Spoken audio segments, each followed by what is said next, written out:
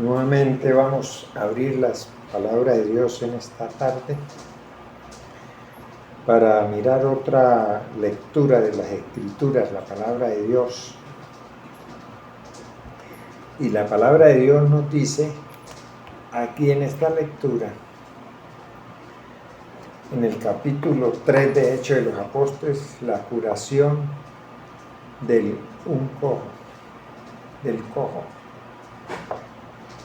Entonces vamos a leer la palabra de Dios y a ver qué nos dice.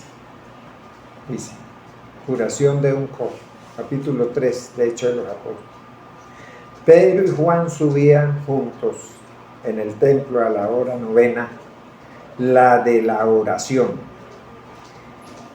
Y era traído un hombre cojo de nacimiento, a quien ponían cada día en la puerta del templo, que se llamaba La Hermosa, para que pidiese limosna de los que entraban en el templo. Cuando vio a Pedro y a Juan que iban a entrar en el templo, les rogaba que le diesen limosna. Pedro, con Juan, fijando en él los ojos, le dijo, míranos. Entonces él les estuvo atento, esperando recibir de ellos algo.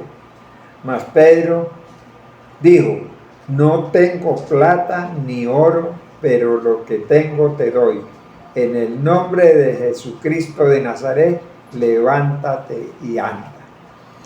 Tremenda historia vemos aquí que hemos leído en la palabra de Dios. Y nosotros nos sentimos muy contentos de que podamos entender esta lectura. Dice que después del Pentateuco, los discípulos continuaban reuniéndose en la sinagoga judía, porque ellos no tenían templo. Entonces iban allá. Fíjese usted el problema que se forma, y a veces problema y a veces bendición, porque uno tiene que hablar la palabra de Dios en cualquier parte que Dios lo ponga que hable. Aquí estuvieron Pedro y Juan rumbo al templo a la hora novena de la oración, dice la palabra de Dios. Esa era la hora novena, a las 3 de la tarde, la hora de la oración. Tenían un tiempo estipulado, que eran las 3 de la tarde. Y ya ellos, en que se ofrecía el sacrificio en la tarde, dice la palabra de Dios. Entonces, encontraron a un limosnero cojo. Aunque Pedro no tenía dinero, le dio algo de mucho más valor. Fíjese lo que estamos viendo aquí, que Pedro no tenía plata.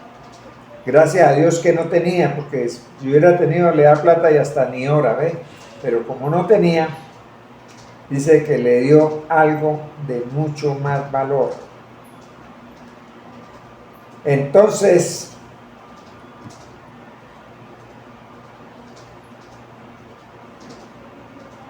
dice que era de tanto valor que ahora él le estaban dando para que él pudiera ganarse la vida y no le tocara pedir, que era la sanidad que iban a dar. Y dice que andando y saltando el cojo cuando recibió la sanidad y alabando a Dios, la noticia se extendió por la multitud del pueblo y se congregaron en el pórtico de Salomón. Fíjese que les tocó congregarse en el pórtico de Salomón al oriente del templo, no pudieron entrar en el lugar donde todos entraban, sino en la parte de Salomón, en el templo. Y dice que la oportunidad que se le ofrece a Pedro de predicar el segundo sermón. Entonces él, viendo que todos se habían congregado por la sanidad de este cojo, dice, declara que era un poder divino, no era un poder de él. Muchos a veces Dios sana a una persona y se hacen grandes hechos, no hablan de que es un poder divino. El hombre no es capaz de hacer nada, el hombre no tiene ningún poder, pero Dios sí. Por eso Jesús es el Hijo de María y con un poder grandísimo, porque Él era el templo de la divinidad de Cristo. Así es. Entonces, vemos aquí que procedió a presentar una solemne acusación contra los judíos. Él no desaprovechó el momento de culpar a los judíos por la muerte que le habían dado al Salvador. Los acusó de haber dado muerte al príncipe o el autor de la vida. Fíjese usted cómo aprovechó la oportunidad rápidamente. Eso es lo que hace hoy cada persona que se niega a aceptar a Jesucristo como su Salvador. Rechaza. Y Pedro los acusó completamente, de una vez, rápidamente. En el versículo 19 vemos que se arrepintieron mucho, pero esta vez su mensaje fue completamente interrumpido antes de que pudieran terminar su invitación a que se salvaran las personas. Los sacerdotes del templo intervinieron y los arrestaron a ellos. Aquí quedan arrestados completamente por haber puesto a predicar en el templo de Salomón. En el capítulo 4 leemos aquí, probablemente la gente del pueblo había estado escuchando con mucha atención a Pedro, pero los sacerdotes entendieron las implicaciones de lo que estaba diciendo y decidieron ponerle punto final a su predicación, y fue cuando los arrestaron. Eso pasó allá en el templo de Jerusalén. Los principales sacerdotes pertenecían a este partido, los principales sacerdotes. Ellos no creían en la resurrección. Los sacerdotes no creían en la resurrección. En el versículo, en el capítulo 22, versículo 23 de Mateo, durante la mayor parte del ministerio de Jesús, los principales fuentes de oposición fueron los fariseos, no los saduceos. Los fariseos fueron la primera fuente de oposición.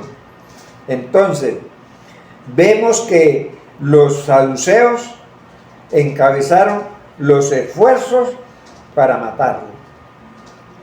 Encabezaron el esfuerzo para matarlo.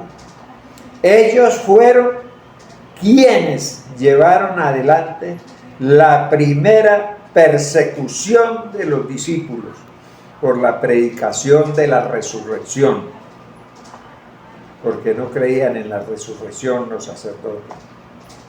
Así estaba pasando ese momento difícil para los apóstoles, pero grande delante de Dios. Muchos de los oyentes aceptaron el mensaje.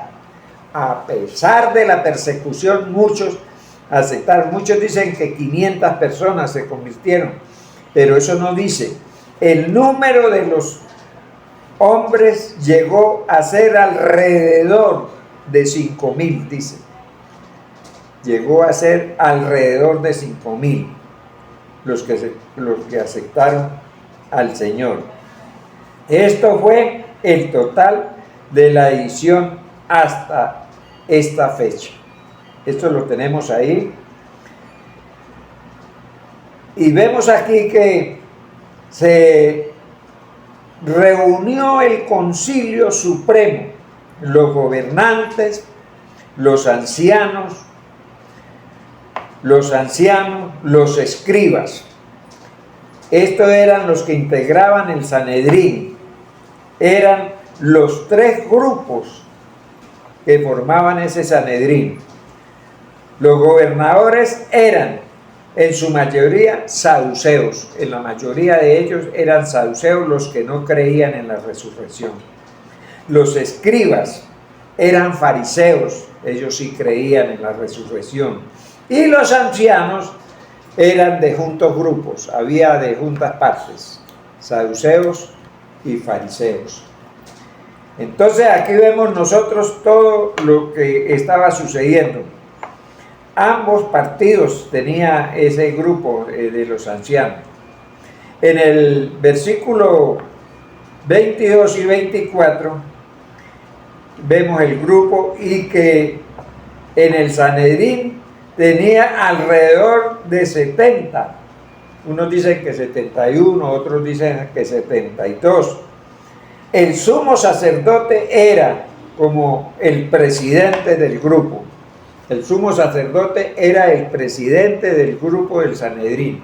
Era el primero, el indicado. Cuando los apóstoles comprendieron,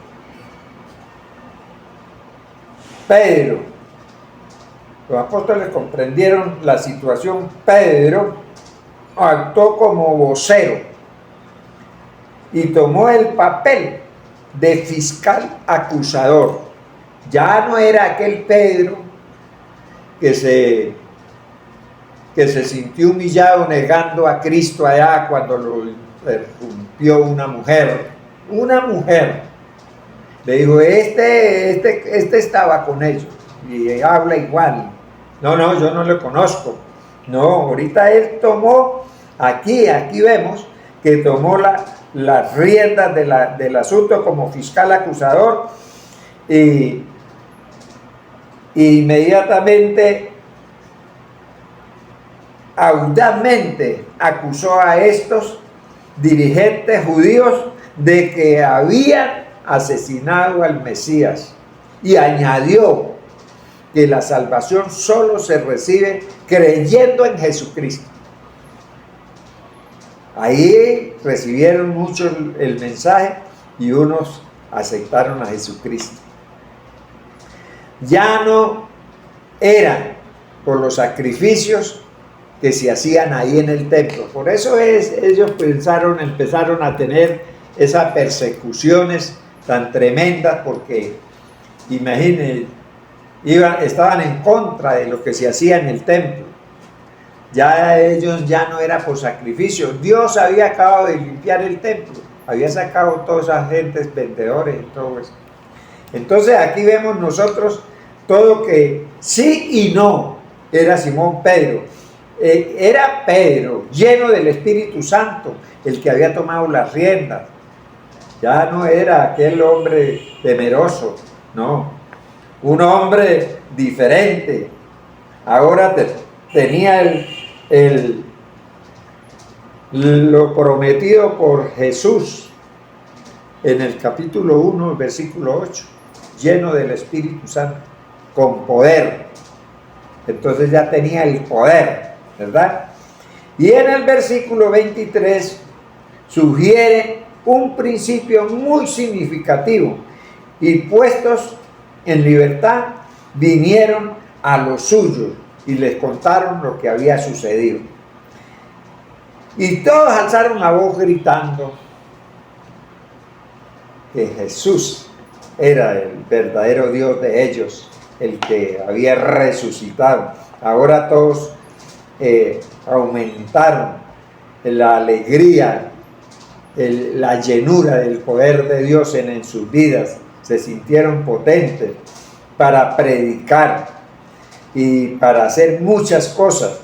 El sitio donde estaban fue sacudido, tembló, dice que tembló cuando ellos recibieron, fueron llenos del Espíritu Santo y hablaron con denuedo, no lenguas, sino con denuedo, con poder. Ya no hubieron necesidad de lengua porque ellos estaban predicándole ahora ya a los judíos. Cuando fueron bautizados allá en el aposento alto, se habían reunido de todas las partes del mundo, entonces por eso hablaron en otras lenguas, en las que nacieron. Cada uno de esas personas entendieron el Evangelio. Pero ahora no, ahora fueron llenos con el poder y con denuedo hablaban la palabra de Dios. Dice en el 31, no nos sorprende pues que en el capítulo siguiente los encontramos otra vez en la cárcel. Porque como no tenían miedo, tenían que meterlos a la cárcel, porque dígame, predicando todos esos mensajes estaban en contra del templo. Como más bien, de tiempo en tiempo, la gente seguía vendiendo y trayendo el dinero a los apóstoles, y todos tenían en común todas las cosas, las repartían. Empezó a haber una comunidad grande en ellos, de alegría, de gozo, de unión. Estaban realmente unidos. Dice que en Chipre, Bernabé es una palabra aramaica que puede significar hijo de consolación, hijo de exhortación. En realidad Bernabé era ambas cosas, como la historia en los hechos lo demuestra posteriormente. Gracias a Dios por esta enseñanza, y ahora nosotros le damos gracias a Dios por este poder tan grande que recibieron Pedro y Juan, sanando a este cojo y convirtiéndose tanta gente. Por eso es que el Evangelio se necesita las obras, las sanidades, para que otros se reúnan y escuchen, porque el salvarse es puramente por creer, no por la sanidad, por creer. Pero la sanidad de una persona hace que llegue mucha gente y entonces se pueda predicar el Evangelio y muchos oigan el Evangelio y puedan ser salvos, porque se predica a Cristo como el Salvador de las almas. Él es el dueño de las almas. No hay ningún pastor, ningún sacerdote, ningún profeta, ninguna persona que pueda salvar, solo Cristo. Por eso es que nosotros predicamos a Cristo como el Salvador del mundo. Dios me le bendiga. Gracias.